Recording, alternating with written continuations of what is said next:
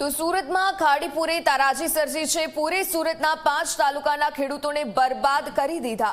15 ખાડી ઉપર દબાણોને લીધે ખેતરો પાણીમાં ડૂબ્યા છે। ખેડૂત નેતા જયેશ દેલાડની રાહત પેકેજની પણ માંગ કરવામાં આવી।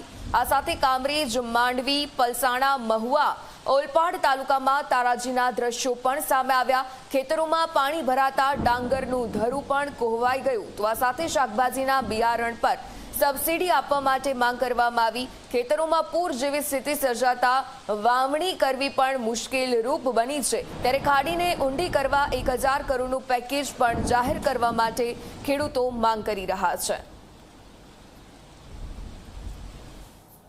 સુરત જિલ્લાના જે 5 તાલુકા છે એમાં પણ 15થી વધારે ખાડીઓનું અસ્તિત્વ છે અને જે સ્થિતિ બની છે ઔદ્યોગિકરણને કારણે ખાડીઓ પુરાઈ ગઈ છે।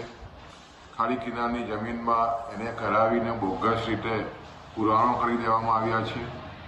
એને કારણે ખાડીઓના મુખ પર ભારે દબાણો ઊભા થયા છે અને આને કારણે ભારે વરસાદમાં જે વરસાદ થયો એને કારણે ખેતરોમાં ભારે પાણીઓ પૂર જેવી સ્થિતિ બની છે અને ખેડૂતોને ભારે નુકસાન થયું છે। તે સરકારશ્રીને અમે વિનંતી કરી છે તો સુરત શહેરમાં ખાડી માટેની જે 500 કરોડની જોગવાઈ કરી છે એવી જ જોગવાઈ સુરત જિલ્લાના જે 4 તાલુકા છે એના માટે જે ખાડીઓ જઈ રહી છે, પુરાણો થઈ રહ્યા છે અને જે રીતે બિલ્ડરોએ એની પર અતિક્રમણ કર્યું છે એને દૂર કરીને અને ખાસ કરીને આ ખાડીઓને ઊંડી કરવામાં આવે અને ફરી પાછી જીવન કરવા માટે 1000 કરોડનું પેકેજ જાહેર કરવાની અમે માંગ કરી છે।